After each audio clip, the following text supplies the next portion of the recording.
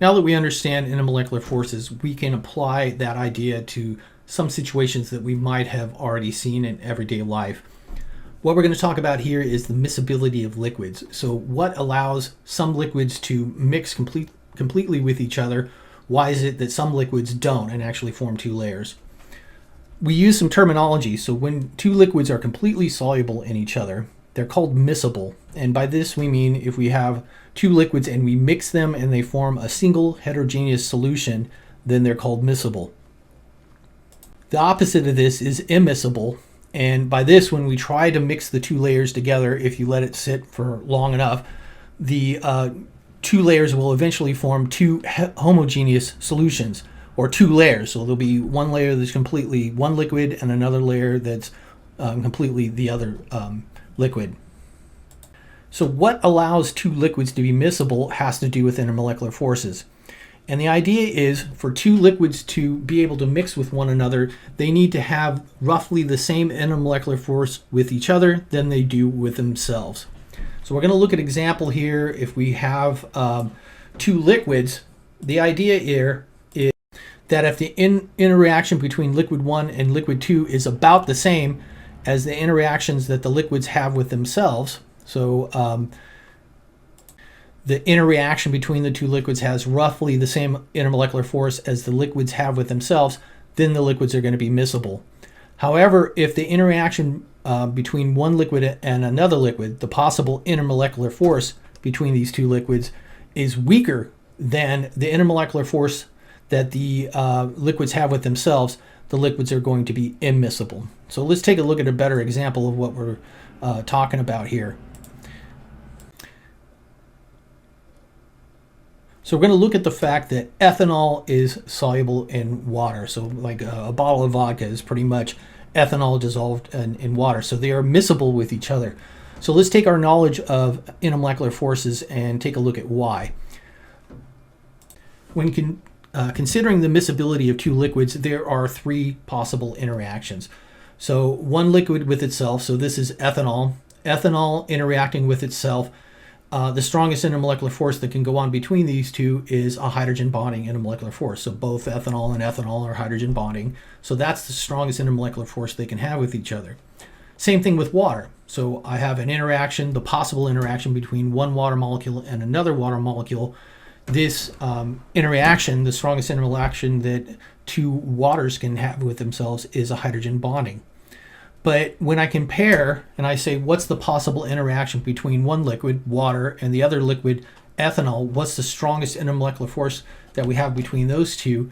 Well, they can hydrogen bond with each other. So the interaction between the two liquids is roughly the same as the interaction of both the liquids with themselves.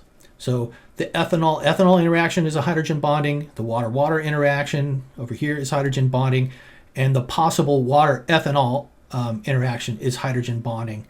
So this is what allows water and ethanol to be miscible. So there's no problem. They have the same interactions. So there's no driving force for these liquids to only interact with themselves. So this comes a little bit clearer when we look at an interaction where the two liquids are immiscible with each other. So we're still using water. Remember, it hydrogen bonds with itself. And we're going to be using a molecule that represents oil. So everybody knows water and oil do not mix. So let's take a look at why that occurs. So this molecule is just kind of a representation of oil. Really what you need to know is oil is typically a nonpolar molecule, which means it's held together with dispersion forces. And I do the same thing. I say, what's the possible interaction between the two solvents by themselves, or the interaction between one liquid and another liquid? So water in interaction with itself, the strongest intermolecular force it can have is hydrogen bonding. But when I look at oil, which is held together by dispersion forces, water interacting with itself can only be held together with dispersion forces. And then when I say, what's the strongest intermolecular force that we can have between an oil molecule and a water molecule, the strongest interaction we can have is dispersion force.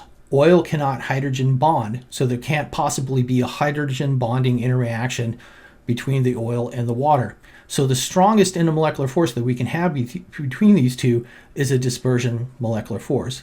So what happens is water prefers to interact with itself, and it does not want to mix. It is not thermodynamically favorable. It gains nothing by mixing with the oil. And literally, when you take oil and water and you shake it up and you let it settle, what happens is the water molecules come together because they have a strong interreaction, and they push the oil out, which has a weaker interreaction.